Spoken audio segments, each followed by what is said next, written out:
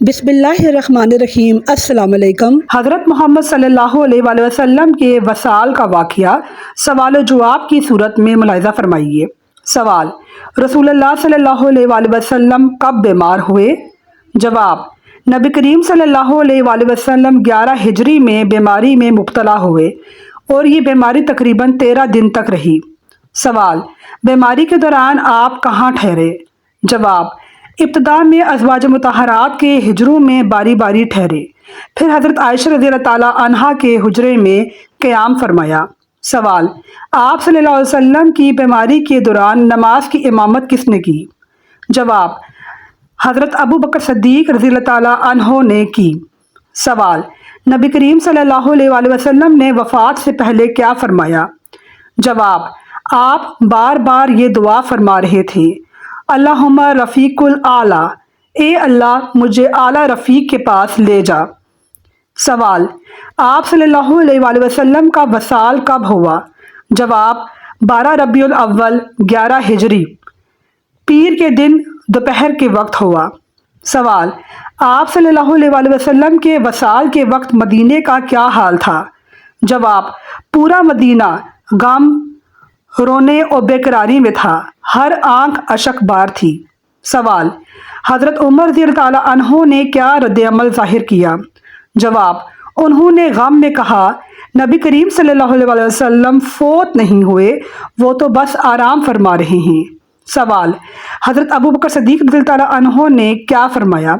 जवाब: उन्होंने चेहरा मुबारक से कपड़ा हटाया, बोसा दिया और फरमाया, जिसने मोहम्मद की इबादत की थी वो जान ले कि मोहम्मद वफ़ात पा चुके हैं, और जिसने अल्लाह की इबादत की थी वो जान ले कि अल्लाह ज़िंदा है, कभी नहीं मरेगा।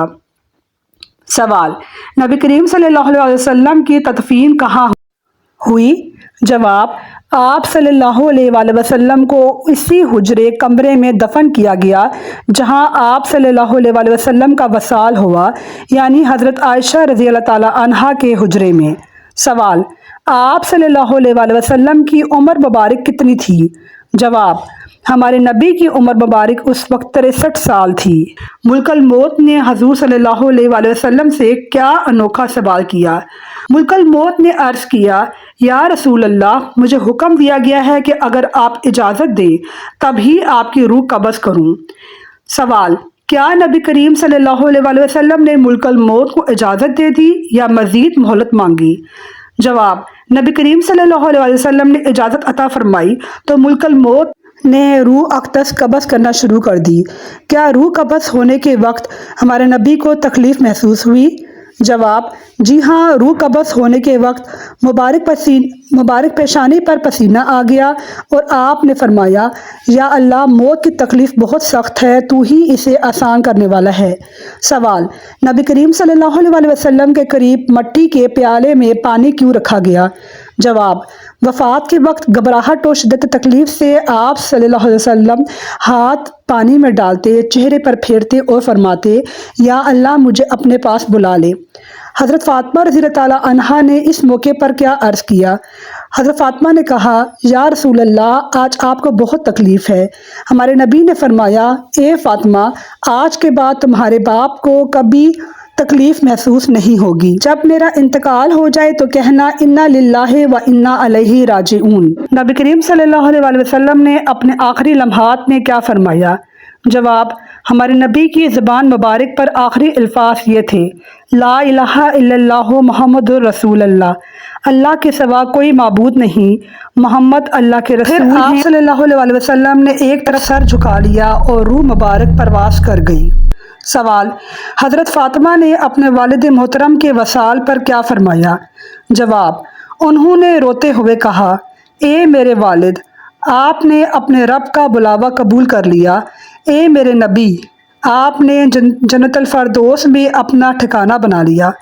नबी करीम सल्लल्लाहु अलैहि वसल्लम के वसाल के बाद सहाबा इकराम का क्या हाल था? जवाब: नबी करीम सल्लल्लाहु अलैहि वसल्लम की वफ़ात की खबर सुनकर सहाबा इकराम पर गम और सदमे की शिद्दत तारी हो गई।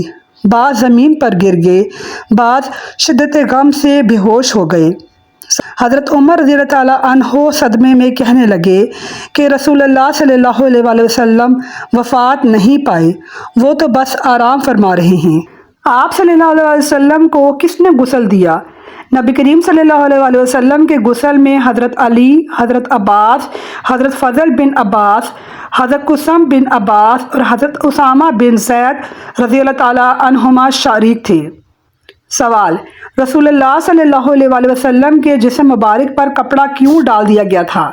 جواب: شرم و حیا کے احترام میں آپ کے بدن مبارک پر ایک کپڑا ڈال دیا گیا تھا تاکہ براہ راست جسم پر نظر نہ پڑے۔